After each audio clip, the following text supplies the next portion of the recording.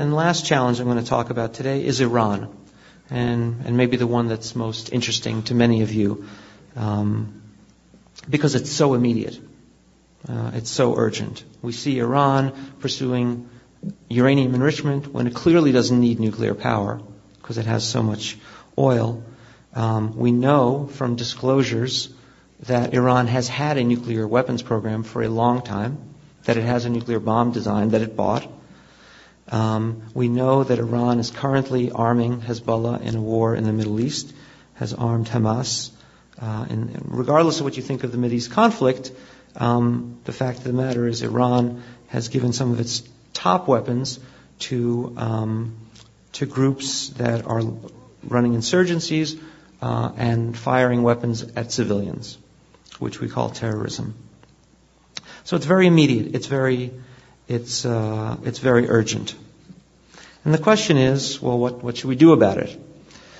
The first question, and this is not a rhetorical question, is can we live with a nuclear-armed Iran? And I'll take a sip of water while you think about that. Some say yes. In fact, my closest colleague, the advisor on my dissertation when I got my PhD, wrote a op-ed in the New York Times that said, yes, we can live with a nuclear Iran. That, first of all, Iran doesn't see this as an offensive weapon. It sees it only as a deterrent weapon. It wants a nuclear weapon so that people will leave it alone. Secondly, that if Iran, that Iran would never give or sell a nuclear bomb to a terrorist. Why? Because if that terrorist ever used the bomb, we would go in with our forensics, we would look at our intercepts of communications prior to the bomb exploding. We always record those. We have a national security agency, as we all know, recording not just their conversations, but our conversations, looking at all of the emails. And we would figure out, eventually, where that bomb came from. We would trace it back to Iran, and we would punish Iran. And Iran knows this, so therefore Iran would never give a nuke to anyone. And so therefore, we can live with a nuclear Iran, that it's better than the consequences of trying to confront Iran. It's a credible view. It's a credible view. I don't agree with it, and the reason I don't agree with it is that we have to be absolutely sure of many things in order to have faith in that argument. First of all, that even if we believe we could trace it back to Iran, that's not good enough. Iran has to believe that we could trace it back to Iran, first of all. Second of all, Iran has to be fully rational, okay, and it has to have as its top priority maximizing its own welfare. It cannot have millennial religious goals. It cannot have a goal of biting its nose to spite its face, that if it can hurt us and it gets hurt in retaliation, that would be okay for it. It has to be fully rational and share our value system. Thirdly, there has to be central control in Iran. And anyone who has looked at Iran and its politics knows there is not central control in Iran. We have a government, we have a religious council above that. Sometimes they don't agree. We have non-governmental foundations with billions of dollars of assets and infiltration of the government. And so it might be that the government says, we would never sell nukes to terrorists, but someone within the government decides it wants to sell nukes to terrorists. The same problem we have in Pakistan. And so because I don't have 100% faith in each of these things, in fact I don't have faith in any of the three things, I am not confident that we can live with a nuclear Iran. Moreover, if Iran goes nuclear, it may not just be Iran that goes nuclear. If Iran goes nuclear, it will mean that a non-Arab Muslim state has nuclear weapons.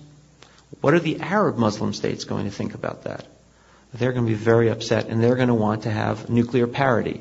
So Saudi Arabia, Egypt, Iraq are all going to want to have their own nuclear weapons. And we get this sort of domino effect, at least possibly. So for all those reasons, I personally am not comfortable with a nuclear Iran. Well, what then should we do to stop a nuclear Iran? Here I would say that the Bush administration, the current one, is pursuing what I would say is essentially the right course, which is that we are working with our allies, first of all, on a diplomatic solution, offering carrots, incentives for Iran to give up its enrichment program. We're offering to provide enriched uranium and take back the spent fuel. So if it really wants nuclear power, we'll give it nuclear power. We just won't give it the bomb materials. We're also offering all sorts of other incentives to lower sanctions and increase trade and so forth. At the same time, we're hinting that if this diplomacy doesn't work, that there's also a military option. Now, the military option is not what we did in Iraq. It's not trying to come in with 150,000 troops, change the regime, occupy the country, and install democracy in a country that has never known it. We all know that that has not worked well in Iraq. It's not the course we should do in Iran, and it's not necessary in Iran. The military option in Iran, again, a last resort, would be airstrikes on their nuclear facilities, especially those facilities that are not in populated areas. Would this completely destroy every element of their nuclear program? No. What it would do is it would set it back, probably several years.